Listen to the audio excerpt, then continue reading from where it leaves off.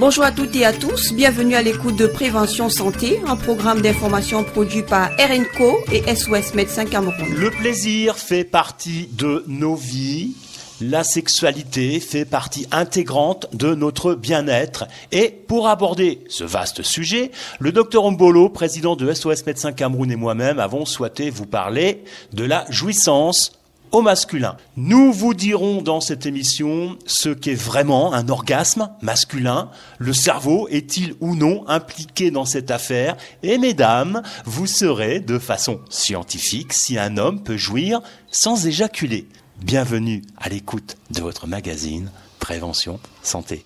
Bonjour Doc, c'est comment aujourd'hui ? Bonjour Wilson, écoutez, ça va très bien et je pense que ça ira encore mieux au cours de l'émission. Votre sujet est hautement intéressant. Oui, c'est vrai qu'il faut aussi en parler. C'est des sujets dont on n'ose pas forcément toujours parler, mais c'est aussi notre quotidien. Alors déjà, docteur, pouvez-vous nous dire concrètement, de façon scientifique, à quoi ressemble un orgasme masculin? Tous les hommes, d'ailleurs, le connaissent-ils? Alors, ouais, c'est une question relativement subjective dans la mesure où il faudrait bien définir les terminologies. Il y a à peu près trois concepts qui s'affrontent: l'éjaculation, la jouissance, l'orgasme. On parle pas forcément de la même chose quand on parle de ces trois choses. C'est pas forcément la même chose, même si dans le langage courant, tous les jours on a tendance à mélanger un peu. peu. Les trois concepts. L'éjaculation va être tout simplement l'éjection, la sortie du sperme produit par les testicules. L'orgasme, comme chez la femme, va renvoyer à cette contraction. Alors, il y a des signes physiques pour l'identifier, va renvoyer à ces contractions du plancher pelvien qui sont tout à fait ces contractions sont tout à fait involontaires et réflexes, tandis que la jouissance tout simplement renvoie à une perception plus ou moins intense du plaisir que l'on a au cours du rapport sexuel. C'est très différent, ouais. Nuance. Justement, ça nous amène à une autre question concernant la jouissance chez l'homme. Est-elle uniquement physique ou, d'après ce qu'on a pu comprendre de ce que vous venez de nous dire, le cerveau est-il encore là une fois de plus au contrôle? Parfaitement.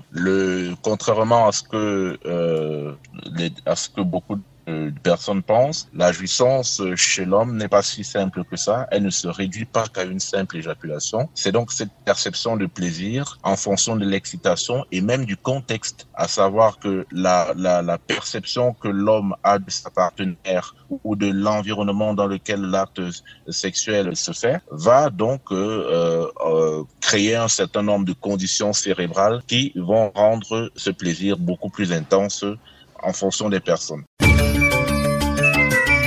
On a bien compris que le cerveau était aussi aux commandes, dont l'intellect est là. Donc, un homme, finalement, peut-il jouir sans éjaculer? De ce qui précède, on peut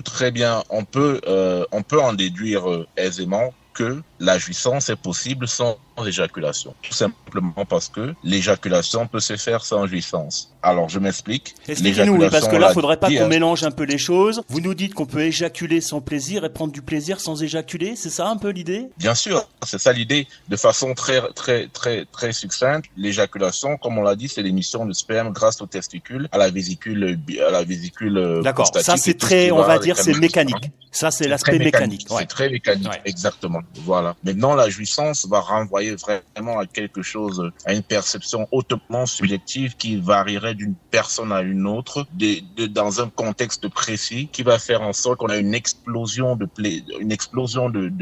plaisir, de sensation qu'on ne peut pas tout à fait expliquer, mais qui est associée à la fois à plusieurs paramètres très complexes, à la fois la partenaire avec laquelle les relations sexuelles sont faites, à la fois avec le contexte, l'environnement dans lequel il est fait, la manière avec laquelle les rapports sexuels sont faits. Donc, toutes ces conditions vont donc faire en sorte qu'il existe par moments certaines personnes qui peuvent avoir l'éjaculation sans avoir joui, tout simplement. Ou alors, d'après les théories du tantra et des tantristes, ils vont vous dire que la jouissance, l'orgasme peut être atteint sans qu'il y ait forcément une éjaculation. Voilà, donc on veut bien dissocier ces aspects mécaniques qui semblent tout à fait vénales des aspects purement intellectuels, ouais. Intellectuels, voilà.